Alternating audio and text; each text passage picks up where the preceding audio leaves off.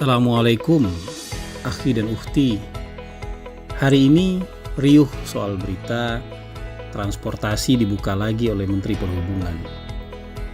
Terus ribut, loh pemerintah kok nggak konsisten? Katanya mudik dilarang, tapi kok semua moda transportasi akan dibuka lagi? Bagaimana ini pemerintah? Akhi dan ukhti, kita ini tidak memilih salah satu antara ekonomi atau kesehatan. Kita ini sedang berjuang bertahan untuk tetap sehat dan ekonomi tetap bisa berjalan. Jadi kata sambungnya dan bukan atau. Bukan memilih salah satu, tapi bertahan agar keduanya menemukan titik equilibrium. Bukan menganut pilihan ekstrim yang fatalistik. Kalau nggak begini, ya begitu. Padahal memilih salah satunya itu ujung-ujungnya sama-sama hancur. Kita tidak sedang memilih obat A atau obat B, sebab ini komplikasi. Kita harus minum keduanya agar bisa bertahan, meski juga ada efek sampingnya. Kuncinya ada pada dosis yang tepat, bukan satu obat dengan dosis yang ekstrim.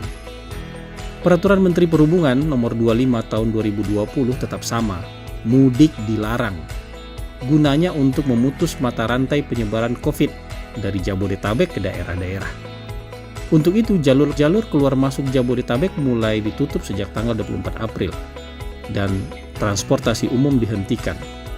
Tapi saudaraku, stakeholder bangsa ini bukan cuma orang yang akan pulang dan pergi ke kampung, tapi ada juga perjalanan-perjalanan antar daerah yang penting untuk tetap menjaga ekonomi kita bisa berjalan, agar produksi bisa tetap berjalan, agar suplai barang, kebutuhan, barang makanan, barang pakaian, obat-obatan yang dibutuhkan oleh masyarakat tetap tersedia. Ini bukan sekadar angkutan logistik, tapi juga orang-orang yang terlibat sejak mulai dari manajerial, produksi, sampai distribusinya. Dan jumlah orang-orang itu ribuan. Maka Kemenko Perekonomian bersurat kepada Kementerian Perhubungan dan Kementerian Kesehatan agar tetap menyediakan transportasi umum secara terbatas. Ingat, agar tetap menyediakan transportasi umum secara terbatas. Sebab ada kebutuhan-kebutuhan mendesak tentang perekonomian bangsa agar kita bisa tetap hidup. Agar kehidupan secara keseluruhan tidak lumpuh. Untuk itu, Kementerian Perhubungan dan gugus tugas percepatan penanganan COVID perlu menjabarkan aturan-aturan soal penyediaan transportasi umum terbatas. Soal penyediaan transportasi dilakukan oleh Kementerian Perhubungan dan syarat-syaratnya siapa saja yang boleh bepergian diatur oleh gugus tugas. Contoh, kamu buka puasa pakai yang manis-manis kan? Kamu pikir bikin teh manis itu gulanya jalan sendiri dari pabrik sampai ke rumahmu gitu? Ada manajemen, ada manajerial dan akuntan yang bolak-balik Jakarta Lampung, Jakarta Surabaya. Ada supervisor yang bolak-balik Jakarta Lampung, Jakarta Surabaya untuk memastikan produksinya ada di pabrik.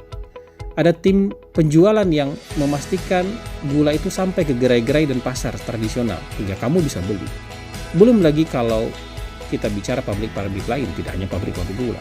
Jadi ada ribuan orang yang harus tetap bepergian antara kantor pusat ke kantor cabang atau kantor pusat ke pabrik dan sebagainya. Coba deh kamu pagi-pagi nongkrong di depan Superindo. Itu ada ratusan orang yang antri, tapi bukan buat belanja. Tapi itu vendor-vendor supplier yang sedang clearing catatan dengan manajemen supermarket. Mereka bukan dari perusahaan ekspedisi, tapi dari vendor supplier. Penyedia sayur, penyedia korek kuping, penyedia daging, penyedia ikan, penyedia obat kumur, dan lain-lain. Dan banyak di antara mereka mobilitasnya antar provinsi. Belum lagi soal-soal kemanusiaan seperti kematian. Mereka perlu transportasi umum secara terbatas.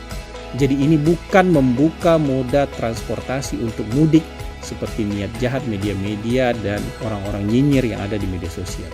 Ini sama sekali tidak ada kaitannya dengan mudik. Sampai di sini paham nggak kira-kira?